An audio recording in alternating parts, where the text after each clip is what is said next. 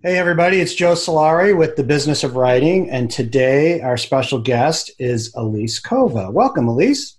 Thank you for having me. I'm really excited to be here. Yeah, so I met Elise at the Sell More Book Summit in Chicago, where you were you weren't the keynote speaker, but where were I you? was I was the last speaker, so I had a lot of tough acts to follow. There were some You were, incredible speakers there that weekend. you're the closer. That's I the was most the important. closer. Yeah. So you were the closer. And I was impressed because you were very focused on the business of writing, the name of the show. Really talked a lot about how you were using things you learned when you did your MBA to make yourself a successful author. So I thought we have to have you on this show so you could help us understand how you have grown your business over time.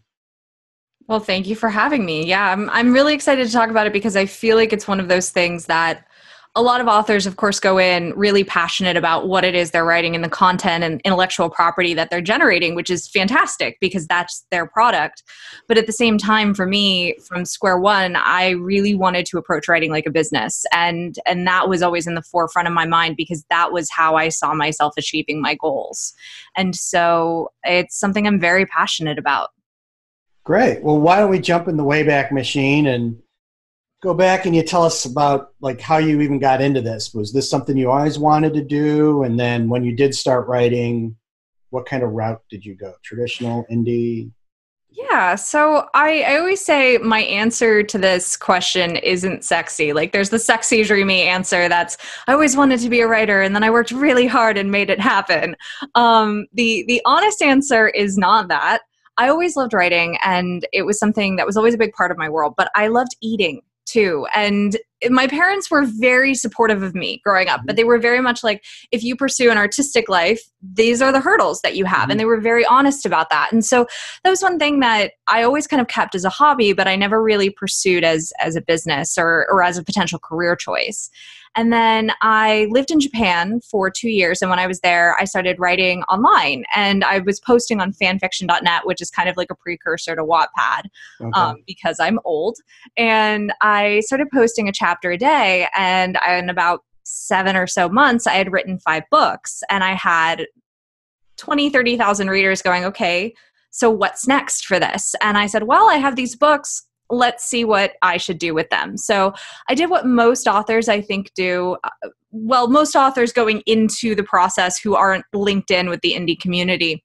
And I queried agents and I queried 111 literary agents to pursue traditional publishing. They all rejected me. I don't take it personally. I'm very happy with how it worked out. Mm. But I never had a stigma about self-publishing. So I decided to go that route, but I knew I wanted to approach it like a business. And so one of the first things that I did once I stopped querying agents, I actually gave myself about a year's worth of time where I studied the market and I studied traditional publishers. And I said, what are they doing to market their books? I tried to study other authors and I didn't know everything. I didn't know even close. And I made a ton of mistakes, but I made the best effort I could to really put together a business plan, a marketing plan.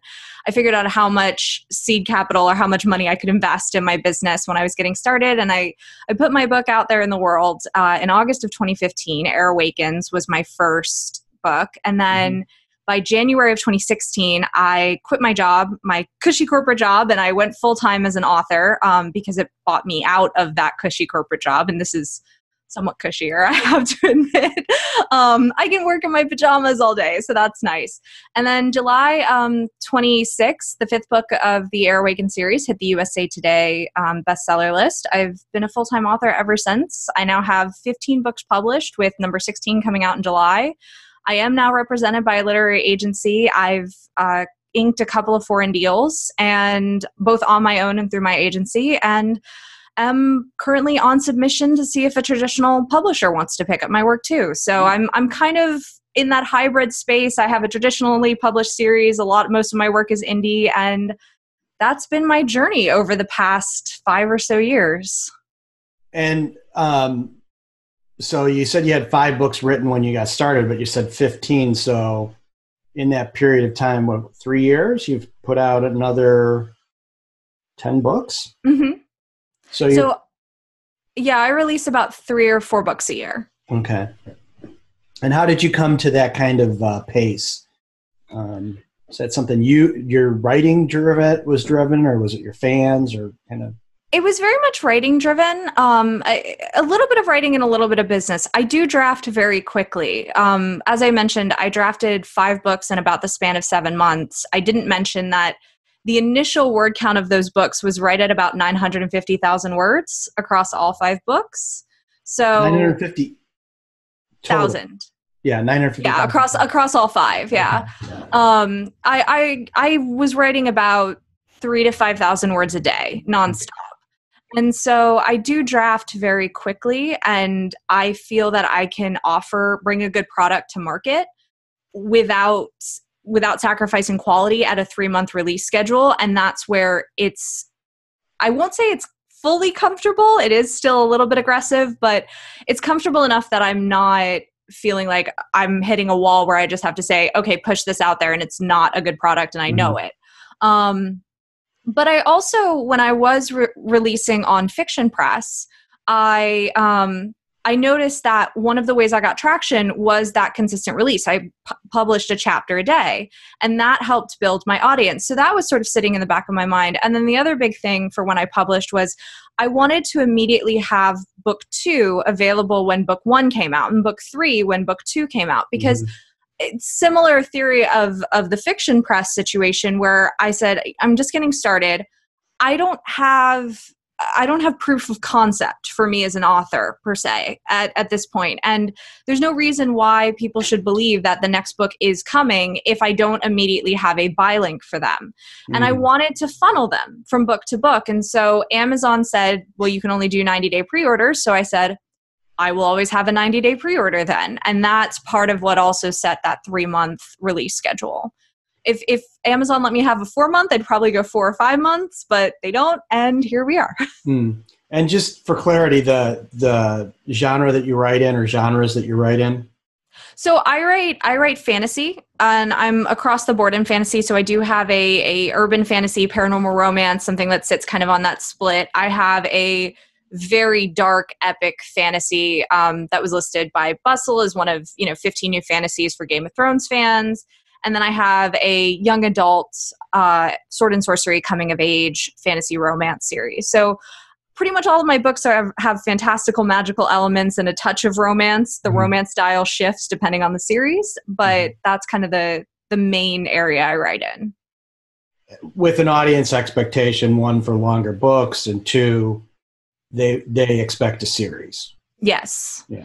Yeah, I think their standalones can do well in the fantasy genre, but I do think with standalones in general, from what I've seen, they do better more in the traditional space than in the indie space, especially. If I was to release a standalone fantasy, I would try to query it to publishers before I went indie with it.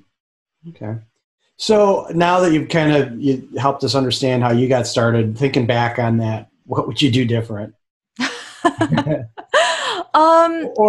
And in that, like, what would you advise, authors that are watching this to do when they're starting their business up? Yeah. So the first one is write the book. I've met a lot of authors who spend all of their time planning the business and researching marketing and researching current trends, and they never actually sit down and put pen to page or cursor to page, I guess. So that's the big thing. If you're one of those people who are focusing so much on the business and whatnot, you have to actually have a product first to sell. Of course, then the flip side of that are the people who have their product and they tweak it for 10 years trying to make it perfect before it goes out in the world. And that's a different side of the problem. So figure out what it is that's holding you back from moving forward and try to conquer that. The other big thing, and this is what I talked about at the Sell More Book Summit, but it's define what success is to you and define what your main goal is. And so for me, my main goal was I wanted to make money. Ideally, that was replace my full-time job, which I was able to do. That was at the time sort of my stretch goal. I didn't know if I would make it there or not, but I wanted it to be a net positive. It wasn't just something that I looked at and said, oh, I just want to have a book out in the world, which there's nothing wrong with that. I've met many authors who just want to see their name on a book and they don't care how many people read it. Mm-hmm. That's fine. That wasn't my path. And so once you decide what success means to you, find authors who embody that goal. And I think that was something that I did, but I could have done even better. If I went back, look for a lot more. I was linked in with the indie community, but really try to embrace that a lot more out the gate. Decide what publishing path is right. And I think that's something that I do. I don't understand a lot of people who I feel like have hate toward one publishing path or another. And I don't think anyone should ever close a door to themselves. So keep options open and see the pros and cons of everything. And then my other big thing is decide how much money you can lose. And the reason why I phrase it like that is even if you're going traditional, you'll probably want to invest a little bit in your manuscript. You may want to hire an editor who can do a developmental edit before you query to agents, or an editor who can line edit the first 50 pages to make them the cleanest that they can be before, so you can make the best first impression. And that costs money. And then if you're going the indie route, that costs a lot more money to do it well, at least. And so well, and you have a book cover too, right? That's another big investment you have to make that can make or break you. Exactly. So if you're, I think it's really important for authors to take a moment and be honest with themselves when they're just starting and say, how much can I invest in this? And the reason why I say figure out how much money you can lose is because you don't know what's going to happen. And you can do everything right. You can work your hardest, but it's not a guarantee that your book is going to sell. And so I always feel terrible when I hear stories of authors who maxed out credit cards that they don't know how they're going to be able to pay back because their books didn't sell. And I think that's another big thing of again, that sort of try the middle, not the either end of the spectrum of, don't be so optimistic that your book is going to sell that you're like, it doesn't matter that I'm investing $10,000 in a print run from China because it's going to sell like hotcakes at conventions. Don't go down to that extreme. But then also on the flip side, don't be so pessimistic of no one's going to buy my book. Why should I even bother, that you hold yourself back? Yeah. I've given up calling winners and losers in this game a long time ago because it has nothing to do with what I think is a good book or not. Not that people are putting out crappy books, but what appeals to me, even with my own clients, I have clients that are doing really, really well. And it's just not what I would read, but there's a massive audience out for it. So, but to your point, I think that's really important to understand is, how much money and how to best use that capital. I think that there's a lot of ways to waste money in this game. Yes, that's very true. With courses and advertising and all the things that there are out there. And what I've always reminded folks about is is it improving your product quality or connecting you with customers? And I think the first one is even more important because if it's a really good product, customers will find it. Right. And that's something that I tell a bunch of people too, is that, I will meet authors who are very focused on, okay, how do I play the game? How do I write to market and write the flashy book and get the right cover and get it out there? And it's such a soulless product that it doesn't sell. And I think I personally feel like that's the reason why, is because readers know if your heart's not in it. So if you're just looking for the next big thing and that may not work out. And so there is that balance of, be smart, but also at the same time, don't go chasing something that you don't really want to be in that race to begin with. Yeah, that's very true. I'd say that, you find something that you love to write and that readers love to read, that makes the magic, right? Because you have to have something beyond just the money function to get you through some of those times where you as a writer, there's a lot of times, lonely times where you're like, why won't this story come together? Why am I cursed, right? Or you have a series that you love, but it doesn't do as well as what you hoped it would do. And then it's one of those things that if you truly love it and it was truly something that you were passionate about and you think you did good work, you can still be proud of that at the end of the day. Whereas if it was something that you were just writing to try to make a quick buck off of and you have no passion and no drive for it, I think those are the people who look back and they run the risk of becoming bitter because they look at it and say, oh, I wasted my life writing this book, rather than, yeah, that book didn't sell, but I'm still really proud of it and I don't regret writing it. Yeah, I also on that, I think there's two things. One is, the days of you going into a genre that's underserved, it's getting harder and harder, right?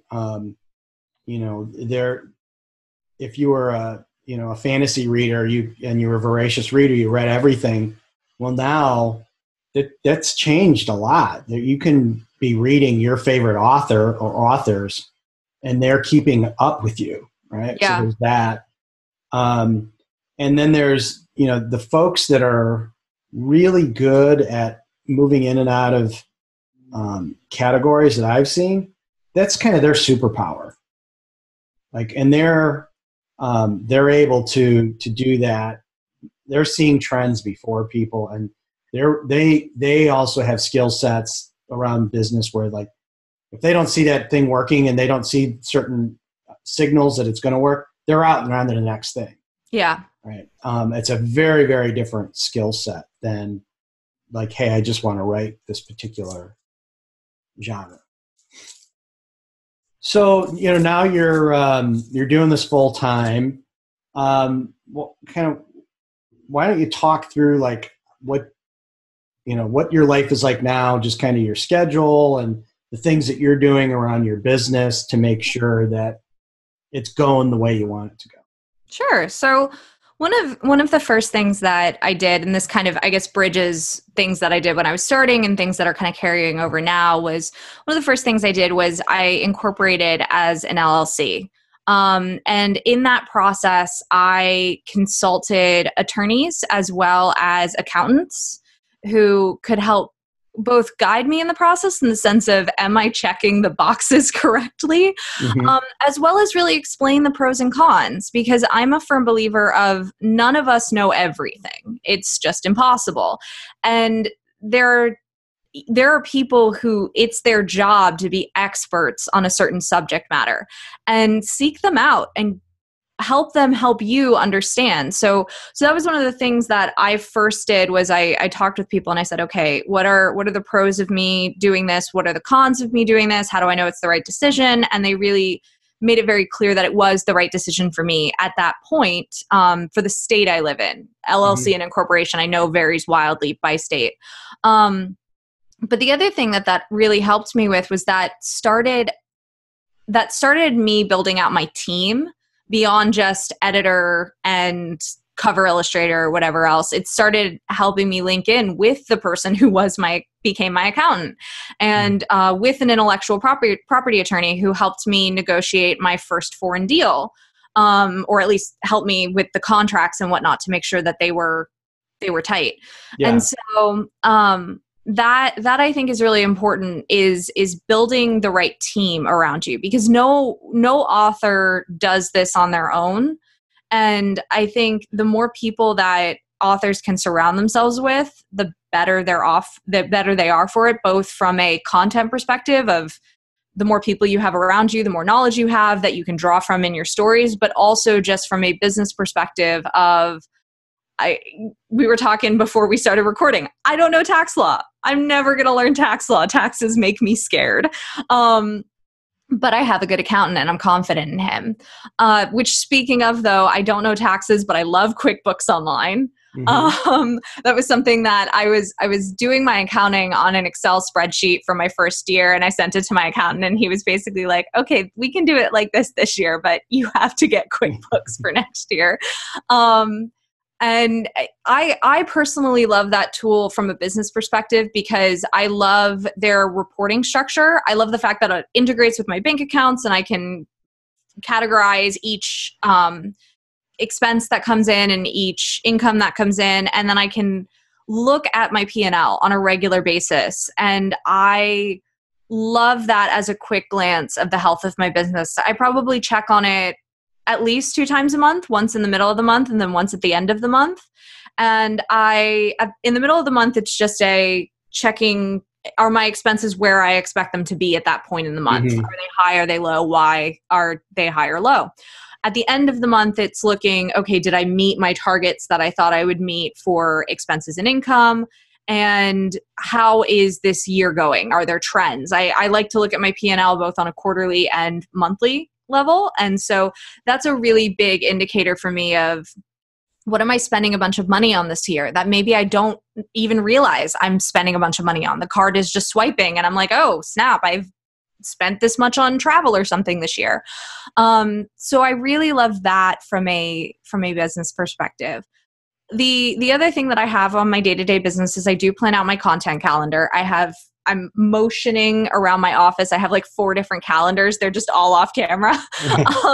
But I plan my releases 12 to 8 months in advance. This includes, of course, editorial timelines and promotions.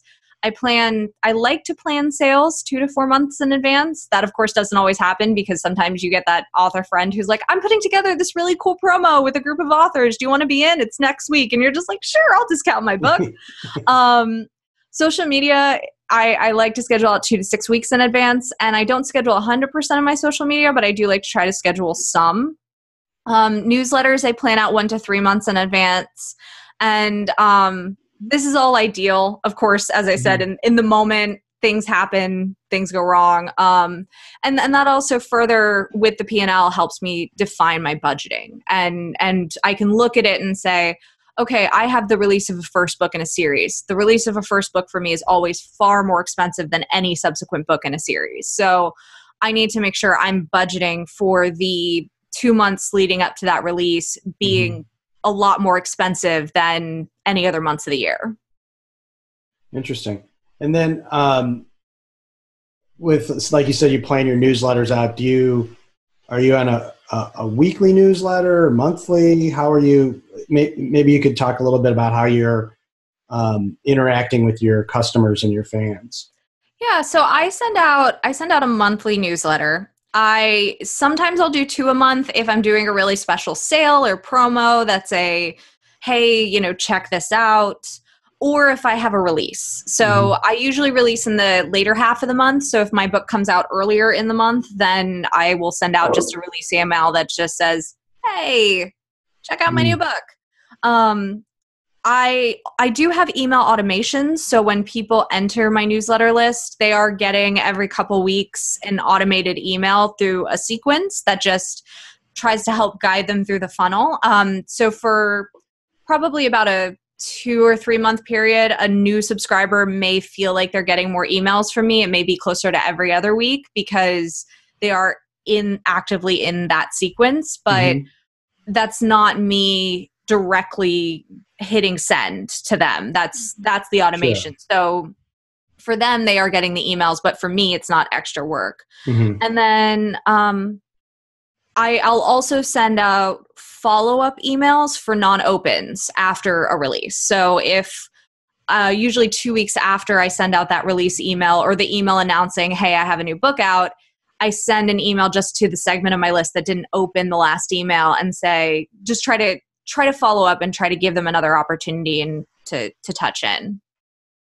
Sure. So, you mentioned you use your P&L to kind of get the big picture of your business. What are some of the key performance indicators that are important for you to understand that your business is pointed in the right direction and going where you want it to go? Of course, there's the obvious of, is my income increasing month over month or at least holding steady? Yeah. My big ones that I look at ad spend. That's one that I find can balloon very quickly and get away from you. And especially if I'm testing ads, because I am testing and because I don't necessarily expect a good ROI when I'm testing because I'm looking for the ads that give me a good ROI. I know that I can easily rack up more money than what I probably really intend to spend. So my ad spend is one that I take a close look at, as well as, of course, ad spend in ratio to income earned. Mm-hmm. So if I have a month where I spend, let's say, $5,000 across all pay-per-click advertising, and I look at the next month's income, or I look at that month's income plus the next month's income, and I see that there's not really a change in the overall income, then I'm saying, all right, well, I upped that ad spend and I didn't get anything for it because my net income didn't really change, or my top line revenue, excuse me, not net. My top line revenue didn't really change. So I then look at that and I say, okay, let's try to scale this back, or let's try to be more strategic in how we're spending that money. So it isn't just a clear black and white of, oh, I spent $5,000 on ads, I don't want to do that, hard stop. For me, I'm at the point in this business where I am looking at it and I am saying, okay, what's my customer acquisition cost? And when I do acquire a customer, how much are they worth to me on average? And that sounds so terrible to say, because I'm like, I love my readers, but like talking on a technical term of, if I spend $3 to acquire a reader, but my average reader reads only one book, then that doesn't make sense. Whereas if I spend $3 to acquire a reader, but 50% of the readers I acquire will read through all 15 books in my backlist, it may make sense for me to spend $3 on that reader. And so that's something that I look at on the P&L. And then, of course, other things, just like travel or stock photos. Sometimes I can be the worst in just, oh, there's a sale on stock photos, click. And then it's out of my PayPal and staring at me on my P&L. Yeah. No, I think that, that you don't, it shouldn't feel bad that you're saying words like that, because there's a lot, what authors need to understand is there are authors thinking that way, right? Like, yeah, not that it's a competitive business, but if you're coming into this with well, I just love to write books and I'm going to write a book, part of being an independent publisher is that you act like a publisher, and that means you're doing everything you possibly can to make the author the money that they deserve. Right. Yes. And, I would argue indie publishers do a better job and can react much faster. But to your point, yeah, it's understanding that does hit the gross margin of the business, right? You're not making 70% royalty when you start adding in your advertising. Yeah. And that's something that they touched on the Sell More Book Summit, but it is something too to remember, if for anyone pursuing, this indie author land game. I do see a lot of authors who will post these incredible like book scan reports of how much they made over the past month or past 6 months or year or whatever it is. And the numbers are incredible. And I don't want to sound like I'm trying to take away from anyone's success, because I'm not. I think it's awesome. But one thing to remember too, if as you're starting out, is you don't necessarily know all of the layers that are underneath that number. That's just the top line of the sheet. And there's all of these other expenses that come underneath it before you get to net. And maybe that author is crushing it and their expenses are super low, and that top line basically is their net, and incredible. But that is one thing that I always kind of try to mention to authors too, of, be inspired by that, but also know that you're not getting the full picture by that. But in turn, don't be afraid to ask questions, because I think the indie author community is one of the most transparent and supportive communities on the whole. I can't say how many authors I've gone up to and I've been like, how much do you spend on ads? And they just tell me. They're not shy about it. They're not, or how much do you spend per cover? I've had people ask me that all the time, and I just tell them, because I don't want to play the game like it's some kind of secret here. It's out there. Yeah. Well, and I think, because of what I do and working with authors, I get to see behind the curtain and see how different authors run their business. And I can say that there's no two that are alike. Like even within the same kind of genre, where you'd say, oh, this guy and that guy, they're both really awesome in this particular, science fiction subgenre. One's spending $6,000 a month in advertising, the other isn't spending anything. It's like, well, how can that be? It's like, well, they have different business strategy, and how they're going about acquiring customers is different. And it's also just, I mean, there is an element, we touched on it briefly, but an element of luck of maybe guy who's not spending anything on advertising doesn't have to this year because his series is selling like hotcakes and Amazon loves it and he can just sit back and coast. But next year he may be riding the struggle bus. Right. And the other one that with working with somebody like that, you wonder like, well, what if they did advertise? Yeah. Right. Like, would it make their business grow faster? So, I mean, it's not an easy answer because it's like, well, do you take somebody like that that's doing a certain type of, they're doing promotion, but it's different, right? They're a little closer to their customers at things like conventions and things like that. Do you get them like changing their focus and like trying to copycat somebody's advertising? That could be dangerous. Any of these things, to your point, you have to determine the experiment and the risk and how long you're going to take that risk and how much you're prepared to, of your capital you're going to risk. And I think too, to really emphasize your point, just no two books are alike. And I have one series that I feel like I breathe on AMS ads and it just sells. I have another series that I cannot crack the code. I have tried and tested everything to make this series sell on AMS ads. And I do the exact same thing as this other ad. I started and now I'm trying to do more and experimenting because it just won't work. But then, if I go over to Facebook, I have so much more traction with that series than I did on AMS. And so even for me, I'm pretty much writing, the same type of reader, but some series just perform better in some areas than others. And that goes for an individual author, and the differences just compound when you're talking about two completely different authors as well. For sure. So the other thing we didn't really touch on in talking about business is cash flow. What's kind of your take on cash flow and how you manage that, and thoughts for new authors that are... Yeah. Cash flow it's a weird thing in this industry because I think the best thing you're going to find is net 30? No, net 60. Yeah, I was going to say, where's that? I was like, does Ingram pay out? Does some of the international Ingram pay out on net 30? That was the one thing that I was like, does it? But I think it's net 60 or longer. Yeah.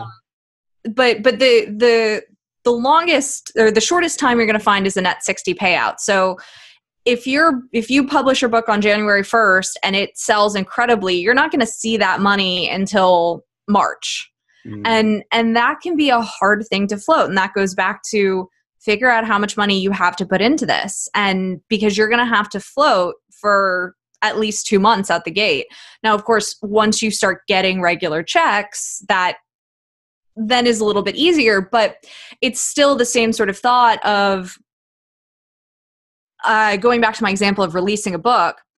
I know I have a bunch of expenses 2 months. So we'll use the January example of, let's say I have a book coming out January 1st, which I generally don't recommend releasing a book then, but for easy dates. I know that December, November, I have a bunch of expenses on promo. Spend a bunch of money. Let's say the book does well. I still have to have in my business enough cash to keep operating until March when I see the February return on all of those investments I made back to November. So at that point, you're looking at a payment cash calendar of you're still floating expenses you made about 4 months ago. And that's something that I think when you're just starting out, you feel that a lot more than further down the road, because now I'm at the point where I have diversified my revenue streams enough. I have traditional publishing checks that come in once every 6 months. I have Audible. I have Kindle. I have, all of these other revenue streams that are helpful in making things more stable. But I would say right around my 12-month mark, that was when I really started to feel like okay, I have to shift from this sprint mode of starting my business into this long-term marathon mode of, I want to regulate my cash and I want to keep my cash flow as steady as possible and try to, and also play the mind game of saying, it's okay if I have a month where I'm in the red, because that may happen where the month that I'm getting paid for that month, I didn't do as well. I didn't have a big release or something, but I have all of these big expenses for the next big release. And it's okay if I go in the red that month because I am looking forward. And that's a bit of a head game, honestly, that I feel like you have to play with yourself, because it never feels good to say, I lost money. Well, and I think like you made the point, when you're first starting, while the numbers aren't as big, they're more meaningful, right? Because if you're, you know, a lot of the folks that I know, when they're getting started, they're still working a day job. They're sacrificing not only their time to get the book written, but it's usually, you know, something's coming out of the family bank account to fund editing, book covers, that launch. So even if it's their own personal money that they're, you know, they're not taking it out of their kid's mouth, but they're like, they're suffering, right? Yeah. And that money is gone for months before you find out that, yes, the whole thing is working out. Or you find out it didn't work out and that money is just gone. And I don't want to be like doom and gloom, but that's a real risk of this business. It is.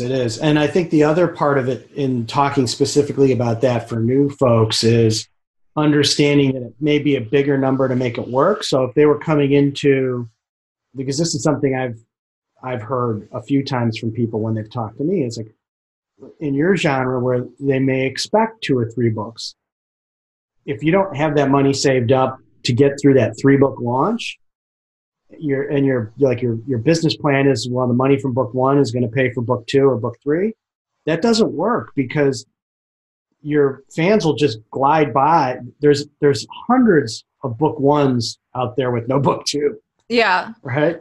And that was something that I would probably say, and I was very fortunate where my Air Awaken series did quite well out the gate. I would say the first month was slow, and then it just was a steady rise, mountainous rise after that. And I was really lucky in that. But even I would say, having the best start you could hope for in this industry, I felt it until about book 3. I really kind of felt the financial burden of, okay, I just got through book 1 and now I'm already paying the editor for book 2, and I have paid the cover illustrator for book 1 and 2, and now I have to pay her for book 3. And it's a lot of money, all coming on the forefront, and you just have to kind of say, roll with it. Yeah. No, I think that's especially for folks getting started, that that's probably the thing that they hate to hear the most, is like, you know, you may have to spend more time saving up, right? Like, to get through that launch trough. It could be, you know, let's just say for the example, it's $1,000 a book. You don't just need to save $1,000. You got to save 3,000.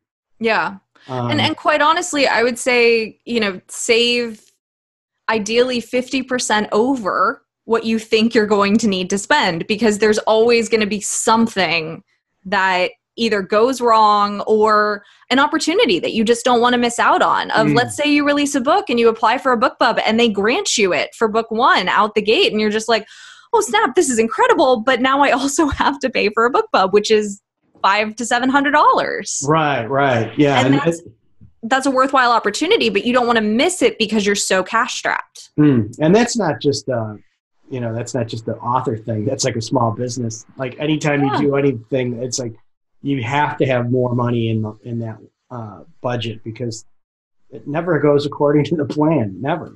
Well, and I think the thing about starting as an indie author who's going into this saying, I want to make money, I want to have a business, you have to understand, I think, that you are both entrepreneur and investor.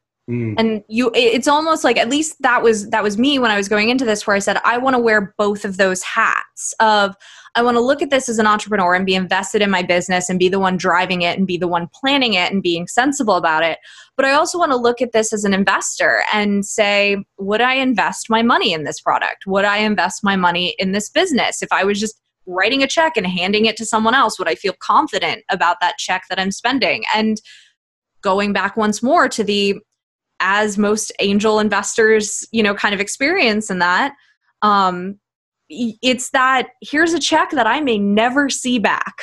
I may never see a dime of this money back. And I kind of put that hat on and said, most small businesses fail. I knew that statistic from my MBA days. Most small businesses just don't work out. And I needed to be okay with that happening. And I actually went in, I got lucky. I didn't have to do this, but I went in with the idea of, it might take me 3 or 4 tries before this actually becomes something.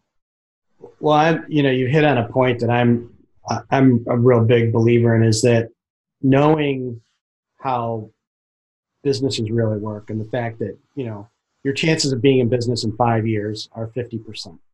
Yeah. That's immutable. Doesn't matter the economic conditions, what business you're not even this business, all businesses. I mean, this stuff's been tracked for over 100 years. The minute you start to say, well, you know what? I'm not special. I'm not blessed. I have those exact same chances. You're smarter because you're looking out for what it could be that's going to put you out of business.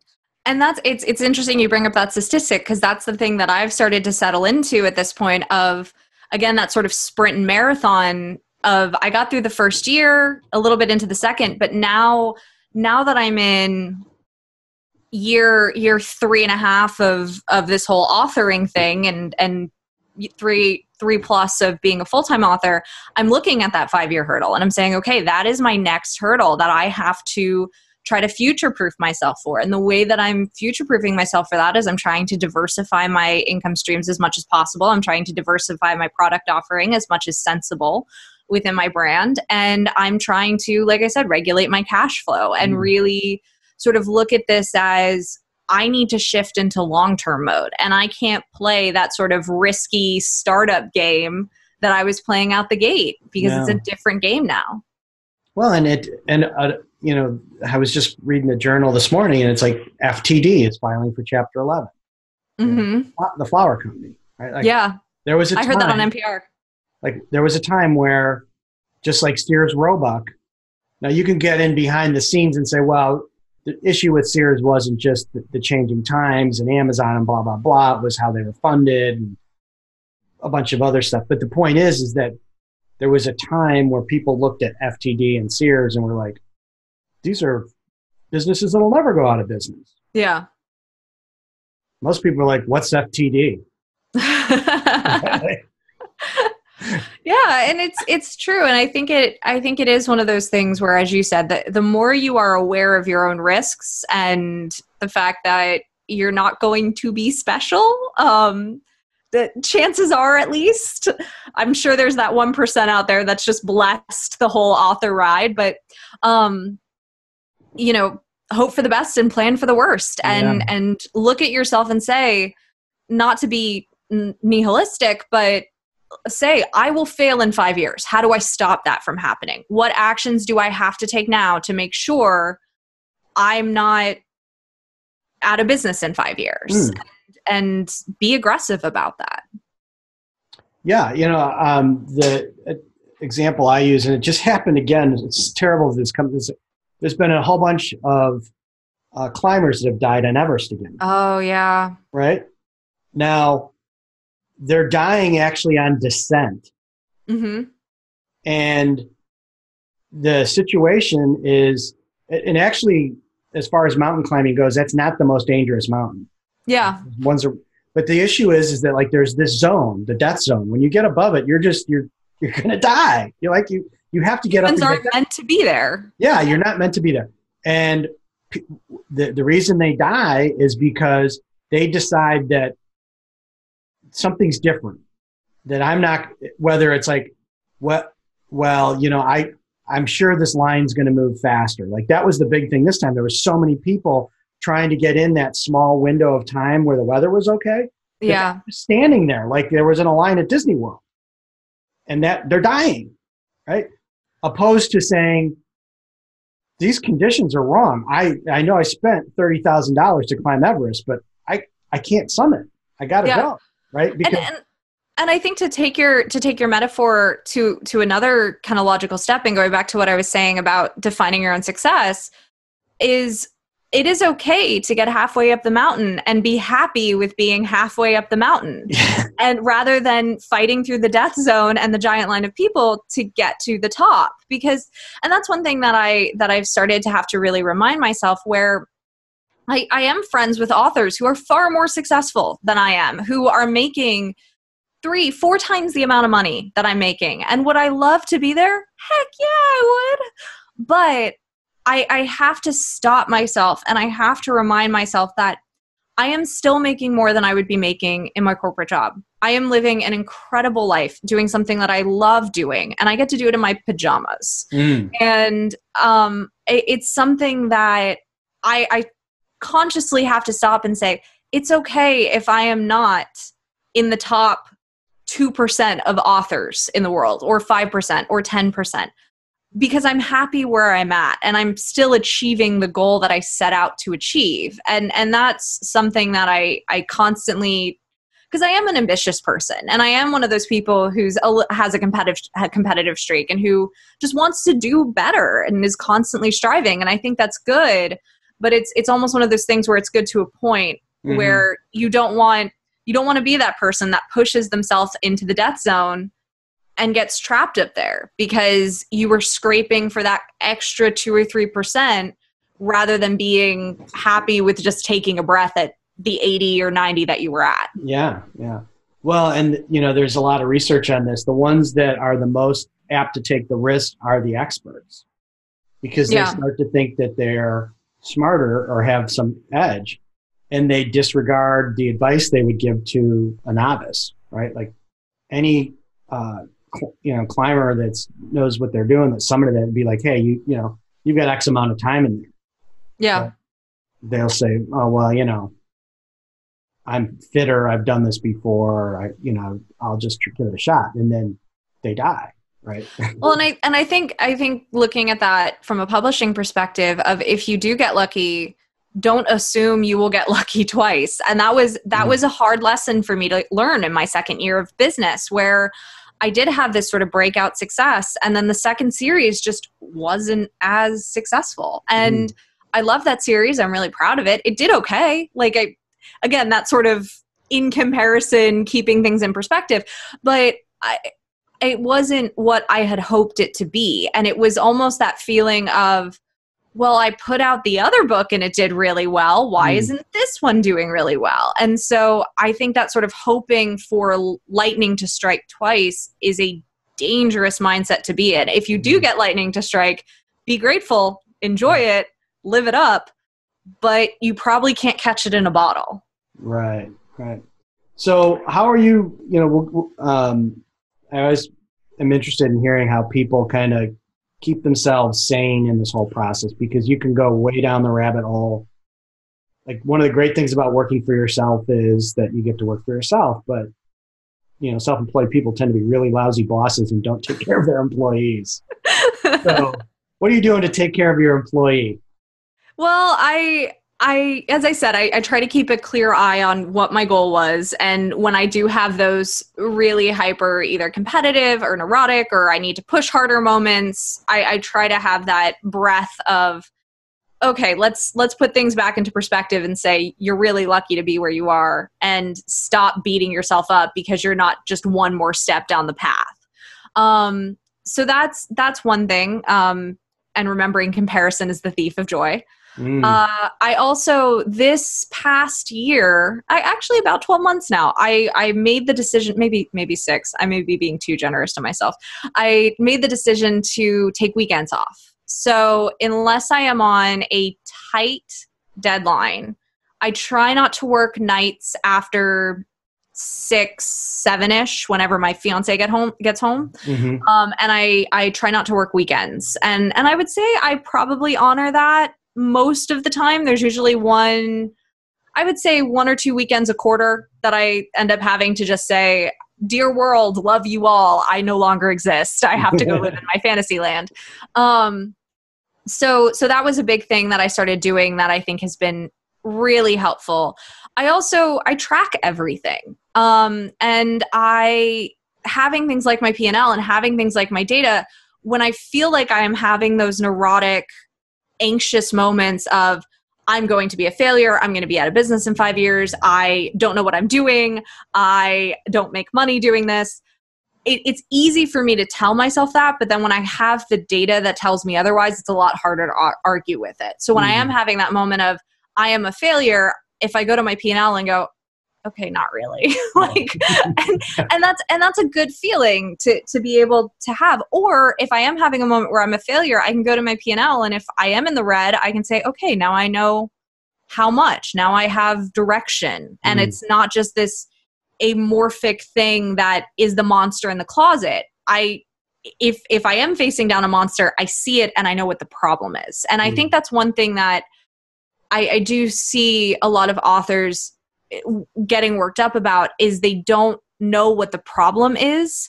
And so it feels like they're shooting in the dark, left, right, and center, trying to hit a target that they haven't assessed and they haven't locked down.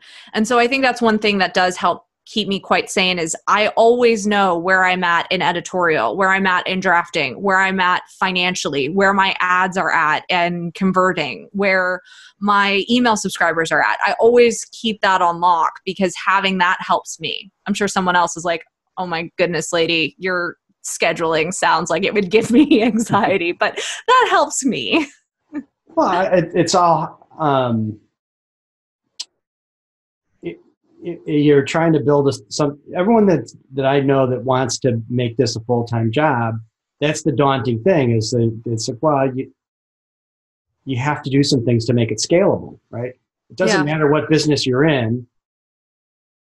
The owner is the limiting factor. Like, you only have so many hours in a day. You only have so many things you're good at. If you don't start to figure out how to use systems or support people to make that go, like, your business is never going to grow. It doesn't matter what it is, right? Like, Steve Jobs was a brilliant guy, but like, he had a massive team and the team scaled, right? So you can't. And that goes back to my comment about finding the right people and knowing when to ask for help and not being ashamed of doing it. Yeah. I mean, there's a lot to be said for understanding there are experts out there. Let them do their job, right? Yeah. So it's been great having you on. I think before we go, I'd love to hear kind of what do you have coming out soon? Yeah. What projects are you working on now? What you'd like to share with the folks as far as any launches that you've got going? Sure. Well, so you being dear listeners, can find me at elisekova.com. That's ELISEKOVA.com. And I always have on my front page, I have the first books in all my series, and I have my latest releases and any sales I'm running. So that's kind of the place to get information. This year, I'm releasing Air Awakens Vortex Chronicles. It takes place 18 years after my debut series. So that debut series, Air Awakens, is finished. You can get a digital box set, which is 5 books for $10, or you can get the books individually, either or, whatever makes you happy in reading. It's also in Kindle Unlimited. But you can also just start with book 1 of Vortex Chronicles, and the first book is Vortex Visions. Book 2 is also out now, and then the next release is in July 21st will be book 3. I also don't know when this is going live, but at the end of this month, I'm going to be also running a sale on one of the other. This will be up before your sale. Cool. Yeah. Well, I'm running a sale on the first book in my Loom saga, which is my gritty, dark gas lamp fantasy. The Alchemist of Loom. It's regularly $6.99, but it'll be 99 cents from June 16th through 23rd. But like I said, I'm always running sales and I'm always promoting different things. So if you just go to my website, elisekova.com, you can find me on social media and all the sales I'm currently running, as well as how to subscribe to my newsletter if you want to get information from me and find out what I have in the pipeline. Awesome. And one thing I asked, what are you reading right now? Not reading anything right now. I was just in work mode. The last thing that I read was The Cruel Prince and The Wicked King by Holly Black, and those books are phenomenal. They made me angry that I did not write them. And the next book that I have queued up on my Kindle that I'm halfway through chapter 1, that's going to be my Next read is Oathbreaker by Audrey Gray. Audrey Gray, look up Audrey Gray, Oath Taker. I think it's Taker. Oathie Otherson. I'm sorry, Audrey, but it has an awesome cover and a cool concept. So I'm excited to, now that I'm no longer in crunch mode on editorial, to get back to reading. Awesome. Well, thanks for coming on the show, and you had some great advice for, not only starting authors, but folks that are kind of not that far behind you in their success. Well, good luck, everyone, and thank you for having me. All right. Talk to you later, Elise. Bye. Bye. And we're